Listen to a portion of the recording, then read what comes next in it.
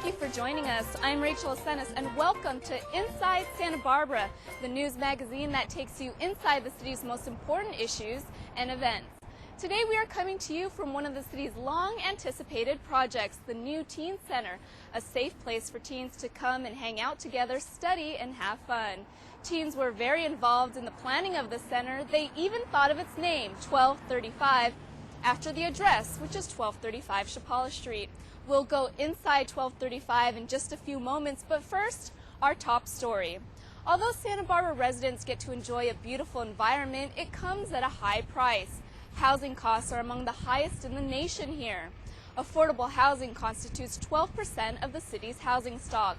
In our top story, we take a tour inside Santa Barbara's newest edition of affordable housing units that are geared toward those in two specific income groups. At the intersection of Chapala and De La Guerra Streets, construction crews are hard at work on a new mixed-use project, which includes commercial space on the bottom and residential units above. Located in the heart of downtown, this is Paseo Chapala, a project made possible thanks to the city's inclusionary housing program. The inclusionary program started about 3 years ago, and it requires that for residential condominium projects of 10 or more units, that at least 15% of the units be provided as affordable units. This project actually provides quite a bit higher percentage than that. Of Paseo Chapala's 29 units, there are 8 affordable condos. Berman Homes originally started off with 17 total units, but thanks to the city's density bonus program, it was able to build more. We took advantage of the city's density bonus program, which allows you to get more than your base density that would be allowed on the property if you do price-restricted units for middle income and moderate.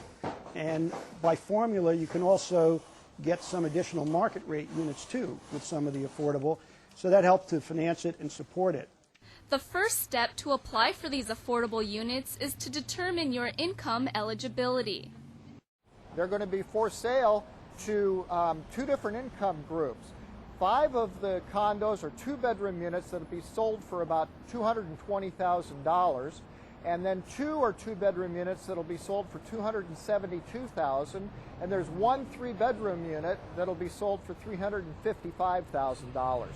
And the difference in the pricing has to do with the incomes of the people who are going to be qualified to purchase them. These affordable condos are considered workforce housing. They are targeted towards 2 income groups, moderate and middle. For example, if you alone are interested in purchasing a moderate 2-bedroom unit, your income cannot exceed $55,320.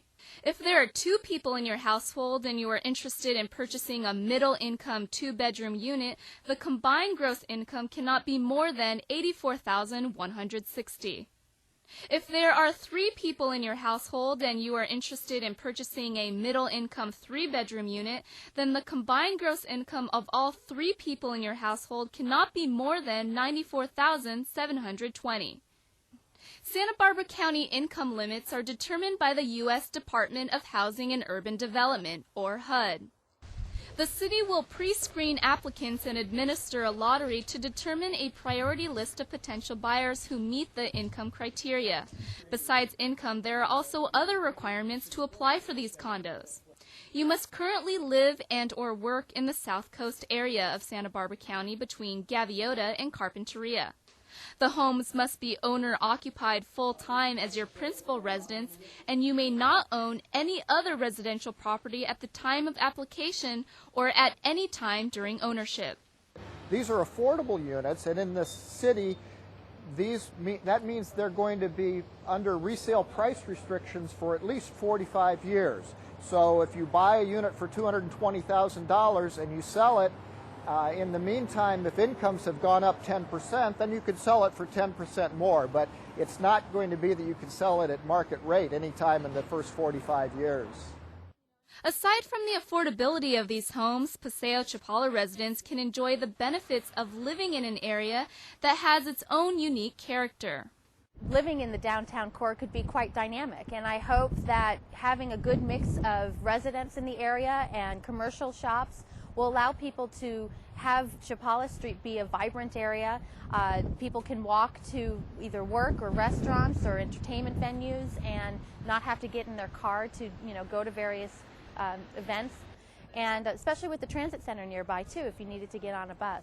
The kind of work we like to do basically is the opposite of urban sprawl. We want to design buildings that are located within the urban center, that use less infrastructure resources, that basically put people close to where they work, shop, etc., so that it's possible for people to live without having to use an automobile to meet all of their daily needs. Building Paseo Chapala in this particular area also means good news for the future of affordable housing. We're in the redevelopment area for Santa Barbara. So not only are we, any project that would be here would be generating incremental property taxes for the redevelopment district. So the increase in value that you create, the increment or the increase in property taxes, the city is allowed to retain to use in part for low and very low income housing. So our project will generate about $350,000 a year in incremental property taxes, and the city can use any portion of that to really fund their low and very low income housing programs. Paseo Chapala is designed to be a Spanish-style pedestrian village, inspired by the project designer's admiration for European architecture. I had really a good fortune being stationed in Europe with the courtesy of the U.S. Army, and as part of that duty, I got to tour various places. I hitchhiked down to Spain and just fell in love with the cities down there and the scale, the intimacy, and the variety of the building types. The people were rich and poor, lived next to each other, and all kind of congregated, met in the streets or sidewalk cafes, and just really a lot of life and mysterious places to explore and discover. So I tried to bring that feeling into the design of this project. The project, like many other housing projects, has faced some challenges along the way, like balancing the impacts of density with the benefits of affordable housing. The issue about how dense a project can be, a lot of it has to do with the design of the project, the location of the project, and the really big issue has to do with traffic mitigation and circulation.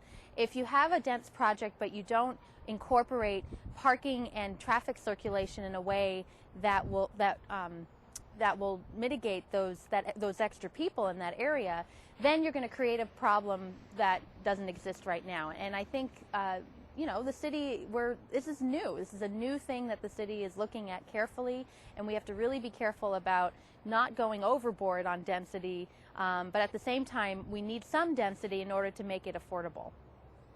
The city hopes that affordable housing like Paseo Chapala will help promote a strong sense of community among South Coast workers who might otherwise be commuting long distances.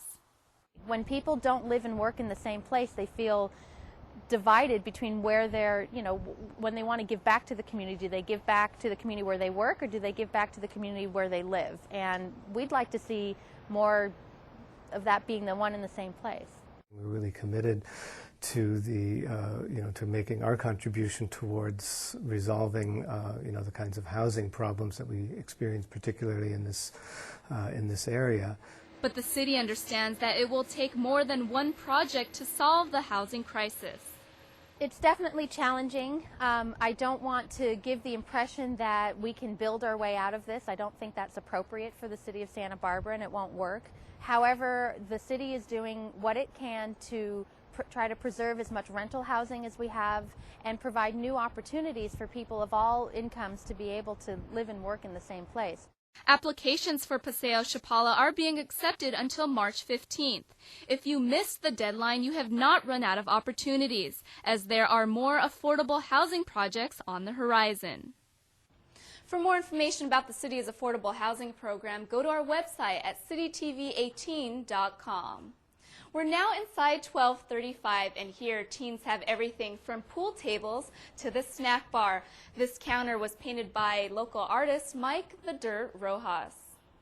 Well, this year, the Santa Barbara Fire Department celebrates its 125th anniversary. Up next, Brooke Hawkins talks to some local firefighters, both past and present. In the early days of Santa Barbara, the quiet pueblo was not subject to major fires because the city's buildings were largely fire-resistant adobe. But by 1870, the need for an organized fire department grew. With the Stearns Wharf coming in and the ability to bring lumber from Northern California onto the streets of the city of Santa Barbara, that's when it all started. So there was a big change in the Pueblo era to the wooden structures, and so consequently more fires, more significant fires. The first firefighters were strictly volunteer, but as the city's population grew, the larger tax base was able to provide funding to pay the firefighters. In 1906, Washington Company No. 2 became the official Santa Barbara City Fire Department. The city acquired its first motorized fire truck in 1910, a Pope Hartford hose wagon with a 40-gallon chemical tank and several small portable fire extinguishers. By 1918, the department had 4 pieces of motorized equipment. Early days were very, very basic and rudimentary equipment, but they were able to fight fire just the same. Some of that equipment that they had in those days, the steam pumpers that you'll occasionally see, pumped nearly as much as our engines will pump today. So think about 100 years ago and still having the ability to do that. It's quite remarkable. Technology changes in recent years have slowed. Still, many smaller changes occurred. The engines got bigger and we carried more tools. One of the significant differences, when I was hired, everybody rode on the tailboards. We had no place to sit except the tailboards. When I left, there were seats and compartments and everybody had seat belts on. One of the more significant fires that occurred in the early years of the fire department was the fire at the Potter Hotel in 1921. The hotel was internationally renowned and was a favorite destination for wealthy visitors to Santa Barbara. The building construction really was so difficult to fight because it was just so big and so many rooms and so many pockets and all wood frame. So that was a very significant fire for the Santa Barbara. It was heard around the world because it was such a famous spot for tourists. For many firefighters, a career is measured by the major events that occurred during their tenure. In Santa Barbara, that often means wildfires. Santa Barbara is prone to the wildland fire situation, and starting from the 30s, we've had a number of major fires. We had the Coyote Fire in 1964 and the Romero Fire in 1971, and so there seemed to be a cycle of about every 10 years we'd have a significant wildland fire. For firefighters, stress comes with the territory.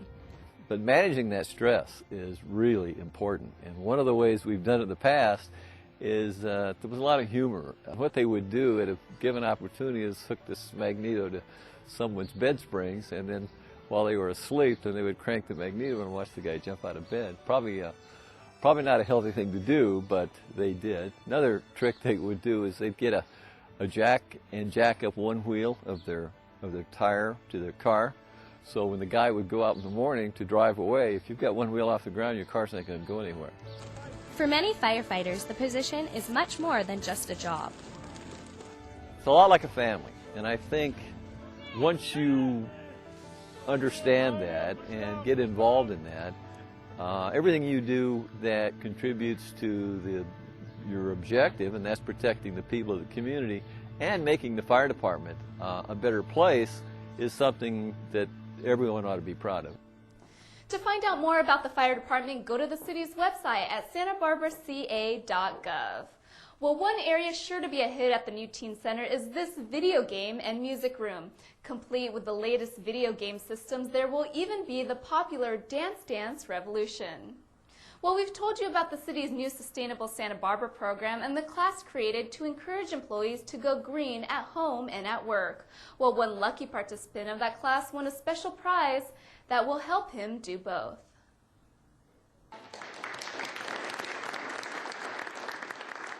Every city employee that attended the city's How to Be Green at Home and Work class took something away from it.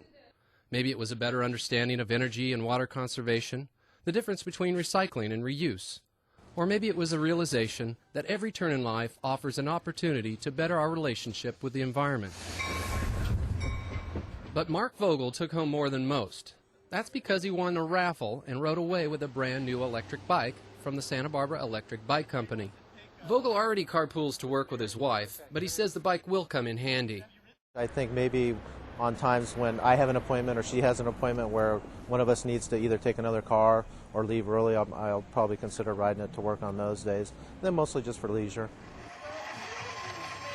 The bikes work by augmenting rider power with a rechargeable battery. That means you can ride it like a traditional bike, provide just some of the pedal power, or have the battery do all the work. And Vogel hasn't been the only one to benefit from the giveaway. He's been sharing that bike with his colleagues, and we've got many reports from people saying that they're very interested in bicycling now, not only the e-bikes, but bicycling in general. And because transportation affects everything from air quality to quality of life, the city is putting its best foot forward to enable employees to change their behavior when it comes to the automobile. Making things like our city fleet bikes, including electric bikes, available for our employees to take during the lunch hour for lunch or errands. We're also looking at making our city fleet available for personal trips throughout the workday. Some other programs that we're implementing are a transit subsidy for not only MTD buses for our city employees, but also the distance buses that come from Ventura and Santa Maria and Santa Ynez. The city is targeting two of the major barriers to use of alternative transportation: poor facilities and driver behavior. Built into the new Granada garage is a bike station that has everything a bike commuter could want: security, showers, lockers, and soon a place to do minor repairs and purchase supplies. The bike station is available by membership to people who want to come in on a daily basis and park their bicycles. People can leave their bike in the morning when they go into work. They can get changed using our showers and locker facilities. And then at the end of the day, they can come back and ride their bikes home and feel confident the whole day that their bikes have been secured. There is a common misconception that bicyclists aren't subject to the same rules of the road as drivers and vehicles. That's one of the reasons the city offers hands-on classes. It's about 2 hours long. That includes an on-road component for our employees. And then we work in cooperation with the Santa Barbara Bicycle Coalition to teach classes in the community about once every 2 months. They're open to the public for a fee of $30 for a 10-hour class, which includes about 4 hours of in-classroom instruction and 4 to 6 hours of instruction on the bike. Considering the cost of building parking structures and gas prices have both skyrocketed, the city is hoping its efforts will encourage other local businesses to follow their lead. Well, 1235 isn't all fun and games. It also offers a computer room and a study area for students to get schoolwork done in a quiet, inviting environment. Well, so far the Teen Center is looking good, and there are many ways individual people and organizations keep Santa Barbara looking good. In our next story, we caught up with some of them at the annual Looking Good Santa Barbara Spirit of Service Awards. Recently, local residents and businesses who lead the community in efforts to maintain a clean and environmentally friendly city gathered for the 3rd annual Spirit of Service Awards, put on by Looking Good Santa Barbara. The city-sponsored community organization is dedicated to keeping Santa Barbara a beautiful and unique place to live, work, and visit. The Spirit of Service Awards are a chance for individuals and businesses to be recognized for their diligent efforts to not only make a positive impact on the community, but also for encouraging others to do the same. We want to inspire others to get out there and do the work with their neighbors, and to also work with our staff in the city to promote all these programs for recycling that, we're working so hard to get out there and make easy for the residents of Santa Barbara. This year, the Recycler of the Year award went to Decker's Outdoor Corporation. To be recognized by a community like Santa Barbara is wonderful, because really it's the community that really enabled us to bring in a really sensible and easy to implement recyclable program in there. So we're really just flattered, and I think if anything it's just more encouragement for us to continue down this path. Susan Davidson is an avid recycler. Her efforts to instill that same ethic in middle school children gained her this year's Outstanding Recycling Educator. Whatever it takes for us to get conscious of what we're using, let's try to purchase something that doesn't need to be recycled. It's already a natural resource. How do we start thinking globally so that our wastefulness does not impact other people and doesn't hurt the planet? For more information on Looking Good Santa Barbara, call 897-2526. Well, it's difficult not to notice the bright wall colors throughout the Teen Center. The Youth Council chose the colorful hues so they would have an uplifting area to spend their time. Well, next we take you to another colorful spot, a new exhibit downtown that is helping to make Santa Barbara a central hub for the arts. Christy Zwicky takes us to the Museum of Art.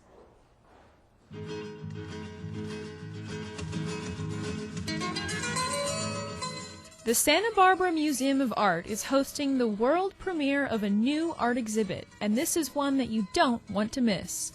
Called Tamayo, a Modern Icon Reinterpreted, the exhibit is the first in 28 years to offer a retrospective on the work of Rufino Tamayo, one of the most famous 20th century Mexican artists. With over 100 paintings gathered from museums and private collections around the world, the exhibit spans 7 decades of his work. The show includes works from all periods of his career, from the earliest paintings he ever made, impressionist landscapes, to the last paintings he ever made, which are meditations, beautiful, poignant meditations on his own mortality. Project director Diana DuPont has arranged the exhibit both chronologically and by theme. If you step back and you say, what does his art represent? It's an exploration, it's a meditation on the human condition. That was what he was doing through paint. And in the process, he makes a new visual statement about the human figure. And each painting, in a sense, leads us to that conclusion as you walk through the exhibit. You'll also notice some common motifs, like Tamayo's frequent use of the watermelon.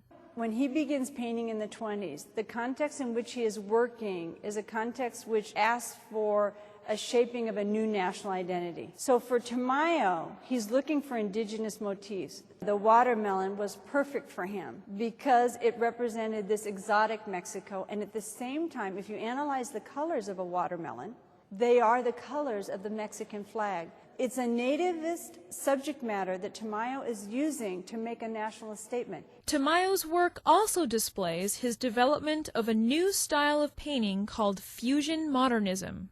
That fusion modernism is important because it's talking about Tamayo interfacing with other cultures and feeling that in the post-revolutionary period where there was a drive to make an independent, autonomous art, that Mexico could separate itself from Europe and the U.S. Tamayo was saying, no, I want to bring that thread alive in my painting. And so you see these currents coexisting in this fusion modernism and in this figurative expression.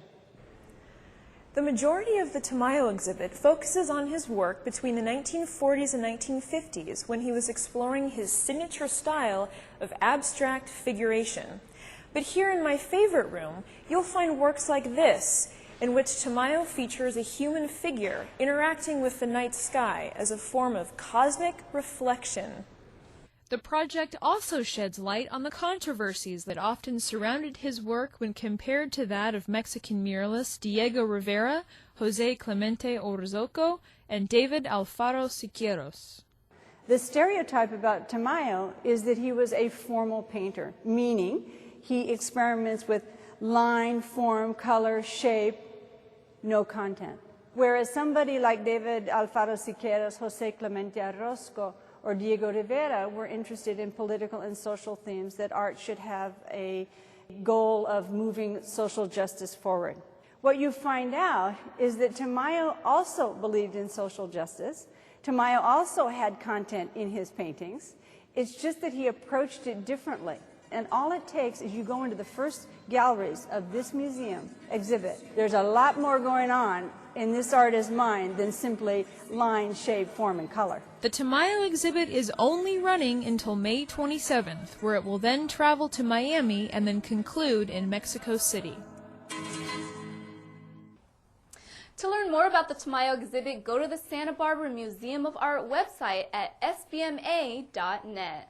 Well, this room will soon be full of music produced and performed by the teens. Without a doubt, the sound studio will not be a quiet place.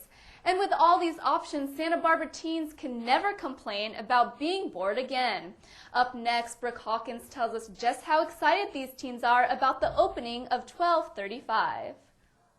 By teens and for teens, the opening of the Santa Barbara Teen Center is the culmination of 15 years of effort to create a place where teens can hang out, study, and even show off some of their musical talents. 1235, named by teens after its address on Chapala Street, will open to the public on March 17th, with a celebration that was also planned by teens.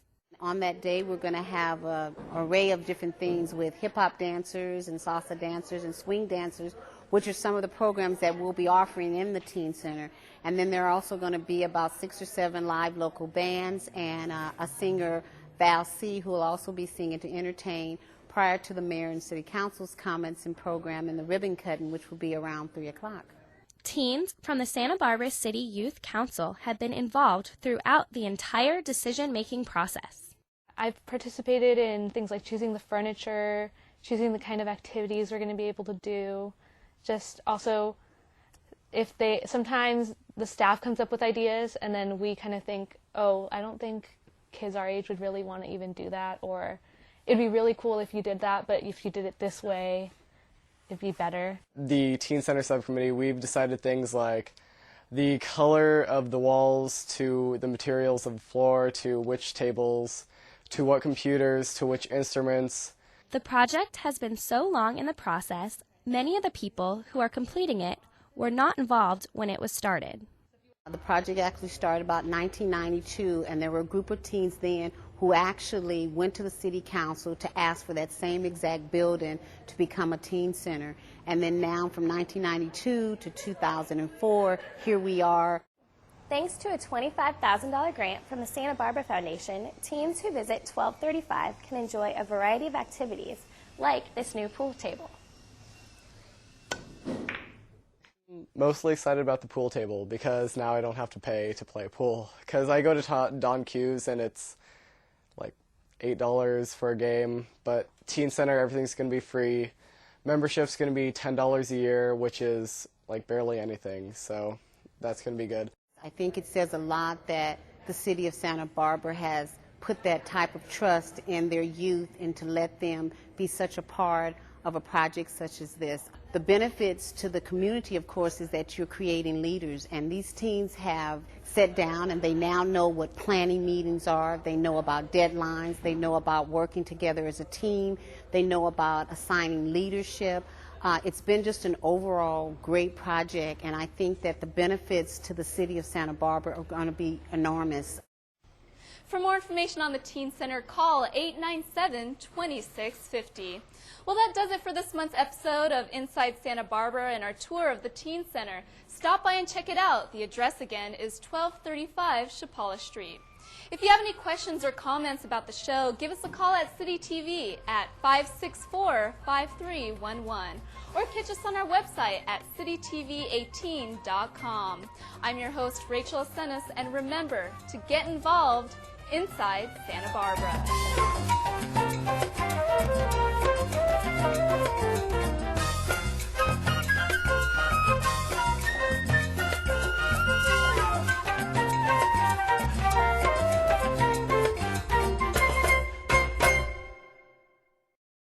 As a business owner, if you had the opportunity to lower your operating cost, wouldn't you take it?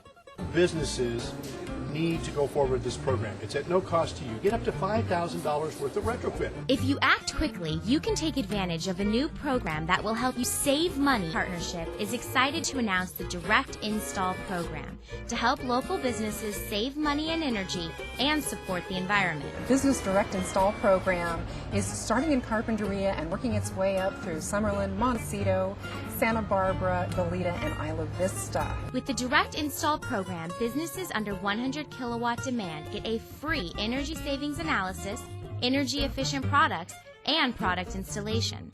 So it's a win-win deal. For more information, contact southcoastenergywise.org or call 963-0583, extension 105.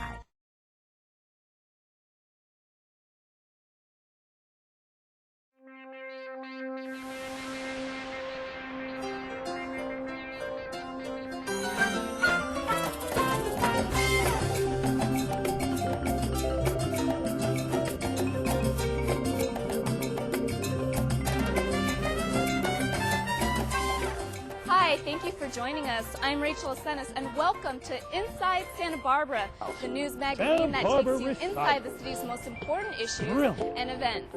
Today we are coming to you from one of the city's long-anticipated projects, the new Teen Center, a safe place for teens to come and hang out together, study, and have fun. Teens were very involved in the planning of the center. They even thought of its name, 1235, after the address, which is 1235 Chapala Street.